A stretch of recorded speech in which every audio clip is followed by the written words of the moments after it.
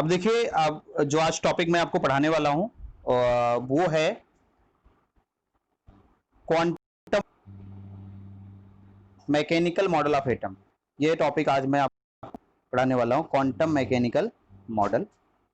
अब देखिए बेटा, अगर आपसे ये कहा जाए कि जो बोहर्स का मॉडल था, जो बोहर्स का मॉडल की जो शॉर्टकमिंग थी, शॉर्टकमिंग ऑफ बोहर मॉडल जो था, उससे जो है सही किया गया किसके द्वारा? Quantum mechanical model, quantum mechanics use करके सही किया गया। उसको जो प्रॉब्लम्स थी बोहर की वो दूर की गई। और ये जो क्वांटम मैकेनिकल मॉडल था, इस मॉडल को यूज करके दो नए मॉडल बनाए गए जो थे, जिसमें से पहला एक है आपका ड्यूअल बिहेवियर ऑफ मैटर और दूसरा हाइजेनबर्ग अनसर्टेनिटी प्रिंसिपल, जिसमें से सबसे पहले हम लोग पढ़ते हैं ड्यूअल बिहेवियर ऑफ मैटर्स के बारे में। अब देखिए, ड्यूअल बिहेवियर ऑफ मैटर क्या होता है? मैटर्स का ड्यूअल बिहेवियर समझिए। अब कह रहे थे French physicist de Broglie 1924 propose that matter like radiation should also exhibit dual behaviour. जो डी ब्रॉगली थे, ये फ्रेंच साइंटिस्ट थे, और डी ब्रॉगली ने क्या किया, 1924 में इन्होंने एक बात बताई कि जो मैटर होता है, जिस मैटर को अब हम लोग रेडिएशन कहते हैं, वो रेडिएशन दो तरह का बिहेवियर शो करता है। वो डुअल बिहेवियर शो करता है। डबल बिहेवियर कौन कौन सा? एक पार्टिकल जैसा बिहेवियर और दूसरा वेव लाइक बिहेवियर शो करता है। तो ये यानी कि कोई भी मैटर दो तरह के बिहेवियर्स को कंसिस्ट करता है, दो तरह की प्रॉपर्टी उसके अंदर पाई जाती है। एक है पार्टिकल लाइक बिहेवियर, दूसरा है वेव लाइक प्रॉपर्टी। ठीक है, तो ये दोनों चीजें एक ही मैटर के अंदर प्रेजेंट होती हैं, इसीलिए इसका नाम रखा गया डुअल बिहेवियर ऑफ मैटर। अब जरा समझिएगा, कह रहा है कि this means that just as the photon has the momentum as well as the wavelength। क्योंकि आपको पता है कि मैटर, अभी भी बताया गया कि जो मैटर होता है, जो रेडिएशन होता है, वो पार्टिकल बिहेवियर भी रखेगा और वेव बिहेवियर भी रखेगा। अगर वो पार्टिकल बिहेवियर और वेव बिहेवियर दोनों शो करता है, तो इसका मतलब है कि जो हमारी रेडिएशन है, जो फोटोन है, फोटोन, आइंस्टाइन ने फोटोन किसको कहा था? लाइट को ही फोटोन उन्होंने कहा था। कोई भी लाइट है, हर लाइट हमेशा क्या कंसिस्ट की रहती है? फोटोन कंसिस्ट किया रहता है, फोटोन पार्टिकल्स। तो जो फोटोन है हमारा, उसके अंदर मोमेंटम भी पाया जाएगा और साथ ही साथ वेवलेंथ भी पाई जाएगी। मोमेंटम क्यों पाया जाएगा? क्योंकि जो हमारा फोटोन है वो पार्टिकल जैसा बिहेवियर शो कर रहा है, इसलिए उसके अंदर मोमेंटम होगा। और जो हमारा फोटोन है वो वेव जैसा बिहेवियर कर रहा है, इसलिए उस वेव की कुछ ना कुछ वेवलेंथ होगी। तो याद रखिएगा, due to presence of particle and wave like property in matter, it show momentum and wavelength. याद रखिएगा, तो the means that just as the photons has the momentum as well as wavelength, electrons should also have the momentum as well as wavelength. अब देखिए, और ये देखा गया कि जो इलेक्ट्रॉन है, electron should also have momentum as well as wavelength। और ये भी देखा गया कि मैटर का जो काफी स्मॉलेस्ट पार्टिकल होता है, जो इलेक्ट्रॉन प्रोटॉन न्यूट्रॉन होते हैं, उसमें से जो इलेक्ट्रॉन है, इलेक्ट्रॉन के अंदर भी मोमेंटम पाया जाता है। इसका मतलब इलेक्ट्रॉन भी पार्टिकल नेचर का है। इलेक्ट्रॉन के अंदर भी वेवलेंथ पाई गई, इसका मतलब इलेक्ट्रॉन वेव नेचर का है। समझ गए कि नहीं? इलेक्ट्रॉन कैसा है? वेव नेचर का है, क्योंकि जिसमें मोमेंटम है वो पार्टिकल बिहेवियर शो करता है, और जिसमें वेवलेंथ है वो वेव प्रॉपर्टी शो करता है। और इलेक्ट्रॉन में भी ये दोनों चीजें पाई जाती है। इसका मतलब इलेक्ट्रॉन भी क्या है? डुअल बिहेवियर करने वाला पार्टिकल है। यानी कि इलेक्ट्रॉन एक ऐसा पार्टिकल है जो पार्टिकल नेचर तो शो करता ही है और साथ में वेव लाइक प्रॉपर्टी भी शो करेगा। ठीक है, तो आगे बढ़ते हैं। अब क्या हुआ था? De Broglie from the analogy following relation between the wavelength and the momentum. अब डी ब्रॉगली ने क्या किया? मोमेंटम, क्योंकि पार्टिकल्स में मोमेंटम होते हैं, और वेवलेंथ भी होती है। तो इन्होंने क्या किया, ये देखिए जो लेमडा है, ये लेमडा आपका वेवलेंथ शो करता है, और ये एम वी जो आपका है ये मोमेंटम शो करता है। तो इन्होंने क्या किया कि किसी भी पार्टिकल के अंदर, क्योंकि लेमडा भी होगा और एम वी यानी कि पी भी होगा, पी मतलब मोमेंटम, पी को ही एम वी लिखते हैं, p equal to m v होता है। तो ये पी जो आपका मोमेंटम है, अब किसी पार्टिकल के अंदर मोमेंटम भी होगा, लेमडा भी होगा, यानी कि वेवलेंथ भी होगी। तो अब उसके अंदर जो लेमडा होगा या जो उसका मोमेंटम होगा, है ना, तो वो कैसे कैलकुलेट किया जाए, इसका मैथमेटिकल क्वांटिटेटिव रिलेशन, ठीक है, कौन शो किया था, डी ब्रोगली ने इसका क्वांटिटेटिव रिलेशन क्या दिया। डी ब्रोगली ने बताया कि जो है कि अगर आपको कैलकुलेट करना है किसी की वेवलेंथ और उसके मोमेंटम के बीच कैलकुलेशन करना है, तो आप ये वाला फार्मूला यूज कर सकते हैं। ये काफी इंपॉर्टेंट फार्मूला होता है। Lambda equal to h upon m v. अब देखिए यहां पे जो आपका एच है वो क्या आपका प्लैंक कांस्टेंट है, और जो आपका यम है वो मास ऑफ इलेक्ट्रॉन है। अगर इलेक्ट्रॉन के लिए निकालना चाहते हैं तो मास ऑफ इलेक्ट्रॉन रखेंगे, अगर कोई और पार्टिकल है तो उस पार्टिकल का मास रखेंगे, और v यहां पे जो है आपकी वो वेलोसिटी रखी गई है। और मास इनटू वेलोसिटी को हम लोग क्या बोलते हैं, मोमेंटम। तो ये देखिए, तो एम वी की जगह पे एक पी रख दिया गया, तो आप एच अपान पी भी रख सकते हैं। अगर क्वेश्चन में मोमेंटम दे दिया है तो आप डायरेक्ट मोमेंटम एच अपान मोमेंटम रख दीजिए, हो जाएगा। अगर नहीं दिया है, वेलोसिटी की बात कर रहा है, तो आप मास ऑफ इलेक्ट्रॉन और वेलोसिटी का प्रोडक्ट रख दीजिए, यहाँ पे कैलकुलेशन इस तरह से भी हो जाएगा। तो फिर से देख लीजिए एक बार, यहाँ पर लेमडा आपका वेवलेंथ है और पी आपका मोमेंटम है, यम आपका जो है मास है ऑफ इलेक्ट्रॉन है। ये देखिए लिखा है यहाँ पे मास ऑफ पार्टिकल है, अगर इलेक्ट्रॉन है तो इलेक्ट्रॉन पार्टिकल का मास होगा। वी जो आपका यहाँ पे वेलोसिटी है, ठीक है, पी आपका मोमेंटम है। ये सारी जानकारी आप याद रखिए। तो ये इक्वेशन आपका डी ब्रोगली ने दिया था, lambda equal to h upon m v या फिर lambda equal to h upon p. अगर आगे समझिए, कह रहे de Broglie prediction was the confirmed experimentally when it was found that an electron beam undergoes the diffraction. कह रहे हैं कि de Broglie the prediction was confirm experimentally when it was found that electron beam undergoes the diffraction. ये बात तब ज्यादा proof हो जाती है जब कोई इलेक्ट्रॉन बीम क्या करती है, डिफ्रेक्शन करती है।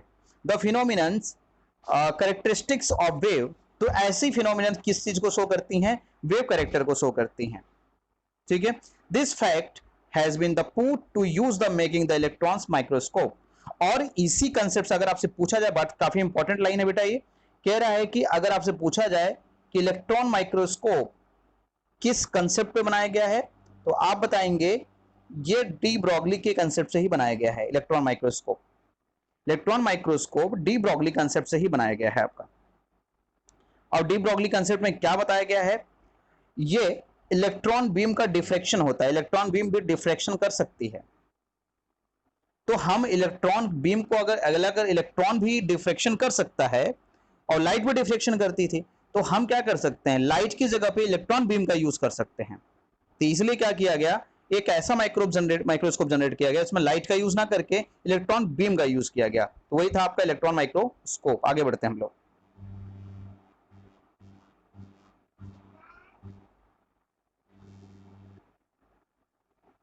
अब देखिए, कह रहे which is based on the wave like behaviours of the electron just to ordinary microscope utilise the wave nature of light, ठीक है।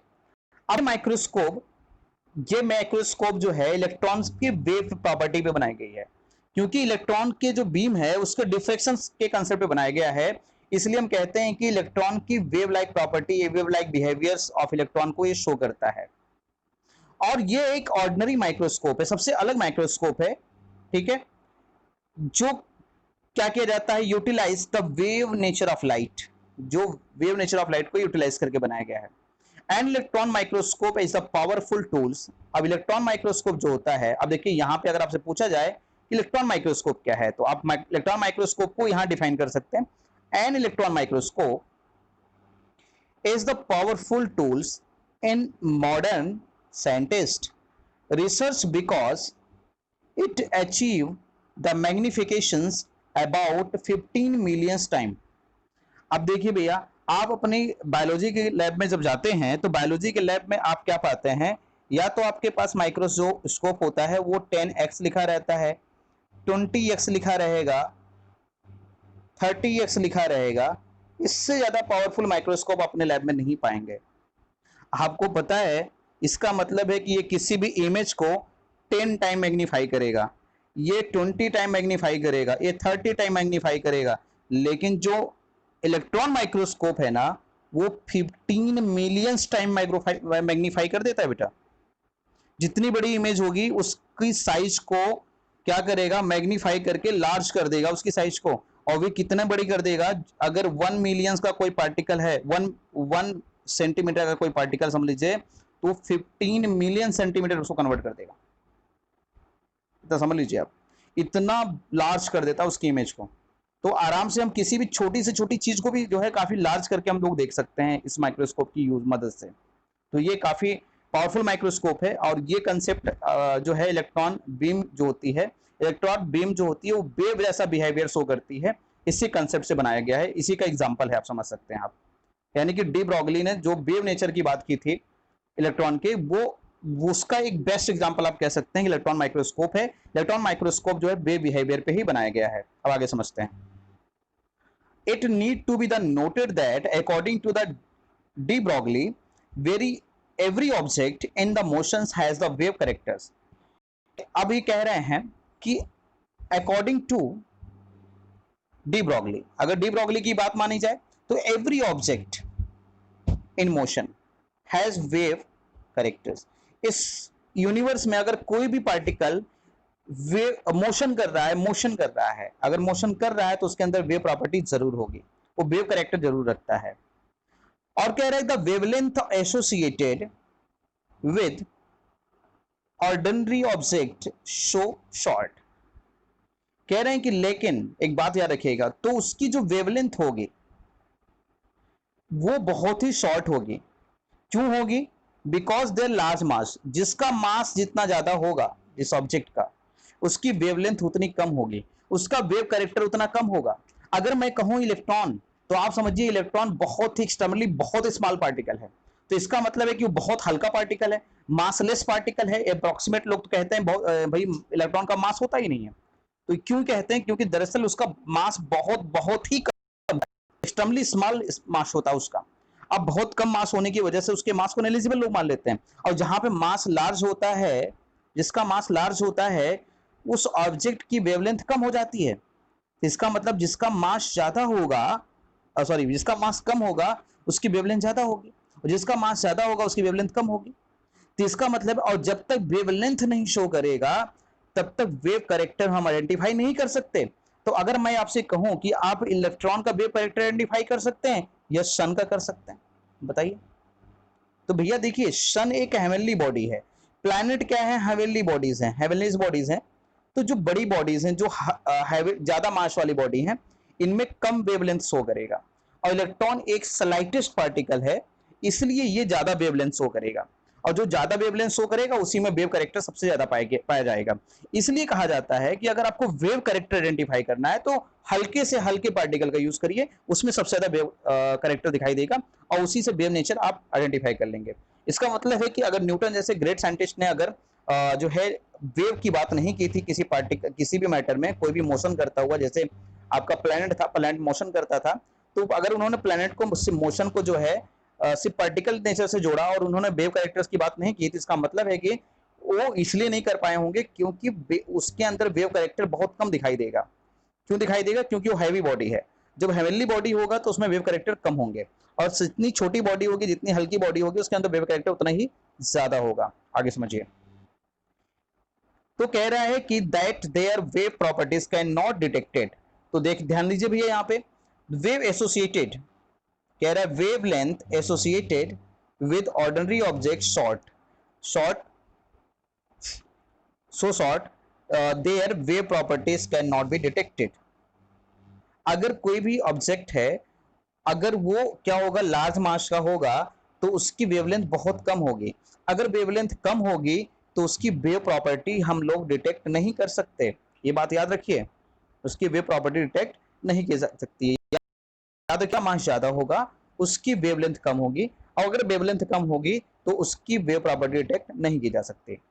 तो इसका मतलब जितने भी हैवी बॉडी हैं, जैसे प्लैनेट हैं, स्टार्स हैं, या फिर जो भी हमारा जो है हैवी बॉडी है, उन सब के हम जो है क्योंकि वो ज्यादा मास वाली बॉडीज हैं, इसलिए उनके हम वेव लेंथ नहीं फाइंड कर सकते।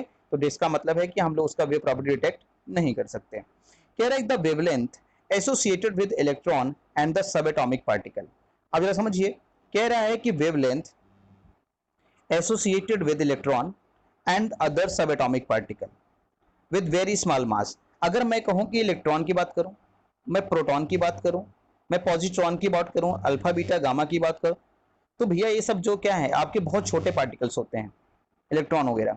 तो ये बहुत ही स्मॉल मास वाले पार्टिकल्स होते हैं, और इन सबको आप क्या बोलते हैं, सब एटॉमिक पार्टिकल भी कहते हैं। तो जो सब एटॉमिक पार्टिकल होते हैं उनके मास बहुत स्मॉल होते हैं, बहुत कम होते हैं। तो कह रहा can how your be the detected experimentally. इनके इनके वेवलेंथ हम लोग जो है एक्सपेरिमेंटली डिटेक्ट कर सकते हैं। तो result obtain from the following problems this point quantitatively. तो अब देखिए कह रहा है यहाँ पे, तो इसके जो अब याद रखिएगा, जो स्मॉल मास वाले होंगे उनकी वेव प्रॉपर्टी, वेव लेंथ हम लोग जो है एक्सपेरिमेंटली डिटेक्ट कर सकते हैं। लेकिन जिनका मास हैवी होगा उनके वेवलेंथ यानी कि उनकी वेव प्रॉपर्टी हम लोग डिटेक्ट नहीं कर सकते। तो ये था आपका जो है de Broglie equations, de Broglie के बारे में मैंने आपको बता दिया। अब इसी के साथ साथ में देखिए यहाँ पे एक प्रॉब्लम लगा हुआ है। प्रॉब्लम ये है, क्वेश्चन देखिए जरा, क्वेश्चन पढ़ लीजिए आप लोग, ठीक है। क्वेश्चन एक बार देख लीजिए। क्वेश्चन में क्या कह रहा है, कह रहा है कि what will be the wavelength. देखिए वेवलेंथ पूछ लिया यहाँ पे क्वेश्चन में, आपसे वेवलेंथ पूछा जा रहा है। लेमडा, लेमडा पूछ लिया गया आपसे, कह रहा है लेमडा क्या होगा। लेमडा क्या होगा, द बॉल मास इतना किलोग्राम, मास दे दिया है, यम की वैल्यू दे दिया है, मास दे दिया है, और वेलोसिटी भी दे दिया है। तो अभी देखिए वेलोसिटी यानी कि वी भी दे दिया आपका। अभी जस्ट मैंने फार्मूला बताया था आपको, लेमडा यानी कि wavelength equal to h upon m v, ये आपको बताया था। यस, तो प्लैंक कांस्टेंट है जिसकी वैल्यू 6.6026 इंटू 10⁻34 होती है। यम जो है मास ऑफ पार्टिकल से, वी क्या है वेलोसिटी ऑफ पार्टिकल। क्वेश्चन में मास और वेलोसिटी दोनों दी गई है, देख सकते हैं आप। तो आप मास और वेलोसिटी दोनों क्वेश्चन में गिवन है, आप ये वैल्यू यहाँ रख दीजिए, आपका क्वेश्चन सॉल्व हो जाएगा। ठीक है, आप इस एग्जाम्पल को एक बार देखें जरूर। और देखिए यहाँ पे भी एक क्वेश्चन है, कह रहा है कि mass of an electron, electron का मास दिया गया है, काइनेटिक एनर्जी दे दी गई है, कैलकुलेट द वेवलेंथ। मास और एनर्जी दे दी गई है, तो आपसे क्या पूछ रहा है, वेवलेंथ पूछ रहा है। तो इस क्वेश्चन को कैसे सॉल्व करेंगे आप, ये देखिए। काइनेटिक एनर्जी इक्वल टू आपको पता होता है, काइनेटिक एनर्जी इक्वल टू क्या होता है, हाफ एम वी स्क्वायर होता है। तो आप काइनेटिक एनर्जी वाले फार्मूले से, ठीक है, आप क्या निकाल सकते हैं, फ्रीक्वेंसी फाइंड कर सकते हैं। जब आप फ्रीक्वेंसी फाइंड कर लेंगे, फ्रीक्वेंसी निकल जाएगी आपकी, तो आप क्या कर सकते हैं, वेवलेंथ फाइंड कर लीजिए, आराम से आपका कैलकुलेशन आ गया। ऐसे ही क्वेश्चन आपका